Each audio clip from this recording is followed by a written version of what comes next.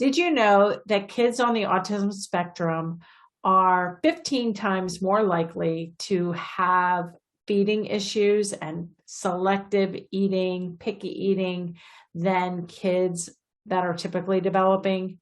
Today, we are sharing an excerpt about feeding struggles and the questions we get regarding them.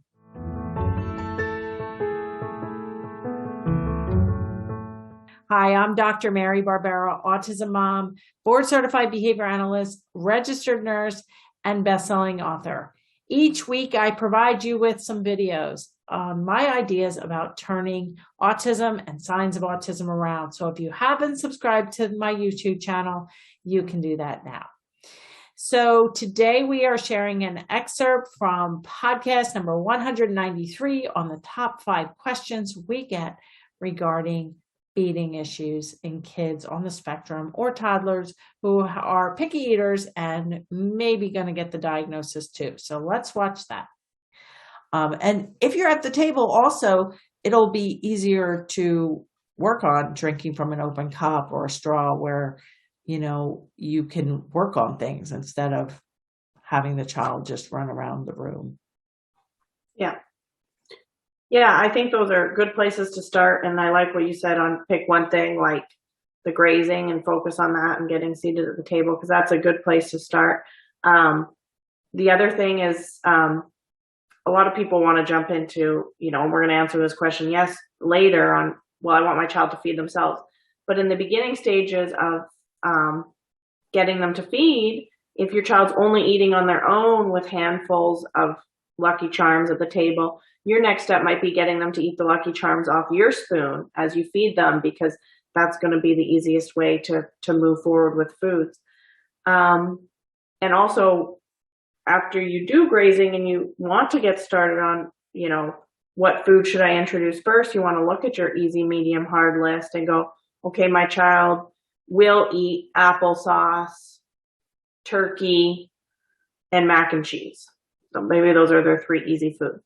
Well, then instead of applesauce, you might give, strawberry applesauce or something mixed with it. You might give, instead of Kraft Dinner mac and cheese, you might try Annie's mac and cheese, or you might try something similar as kind of a first step. And again, like Mary said, always keeping them in those non-see-through bowls. But yeah, those are kind of the places to start. And in the food list, in the sample one, that's actually Brentley's sample one from when we started. Because literally I created it. I was like, whoa, he's crying. Does not look good. And I didn't have this list. I was just like, you know what? Take a piece of loose leaf. Write down everything easy he'll eat, everything meat. And we created this, based on Brentley's experience. But, in the easy column, we have some kind of mac and cheese yellow. And in the medium column, we have mac and cheese white. So there is an example where once you get a couple good days under your belt with no grazing and just seated at the table eating easy foods, now your child's more hungry for the meals. And now you can, and you've already, kind of started dumping out. So they're not seeing the packaging as much.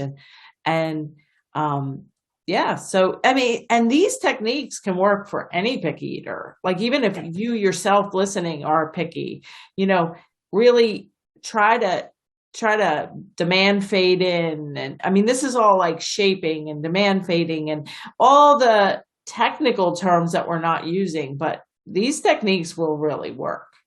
Yeah.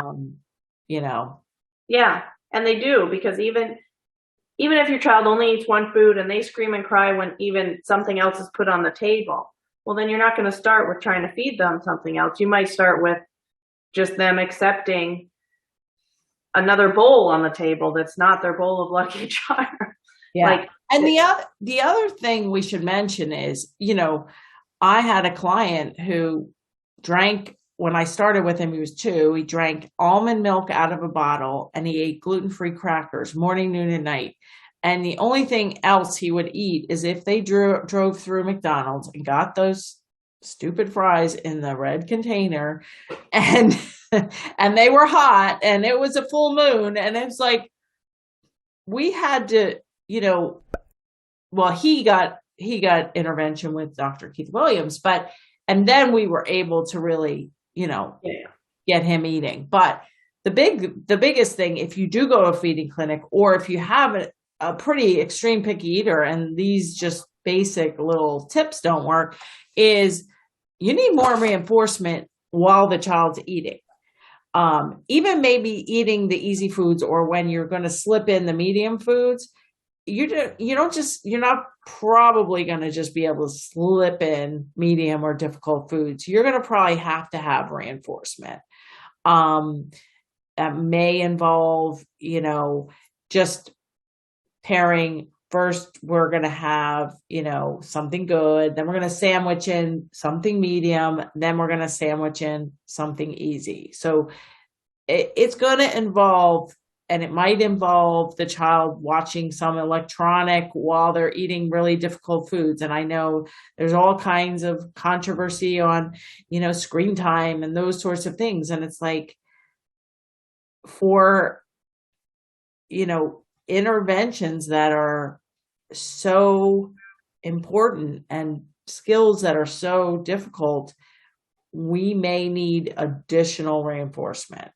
And it could involve, like for the little boy that drank from a bottle and ate, gluten-free crackers, he loved letters.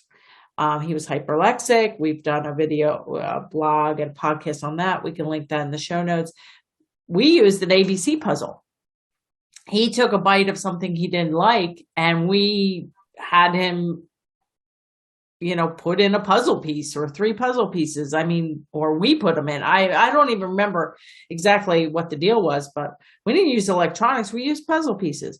You got to use what the child likes. And so, in my courses and throughout my book, I talk about how to figure all that out. But don't forget reinforcement, because whenever you want to increase the behavior, you are going to have an arsenal of reinforcement.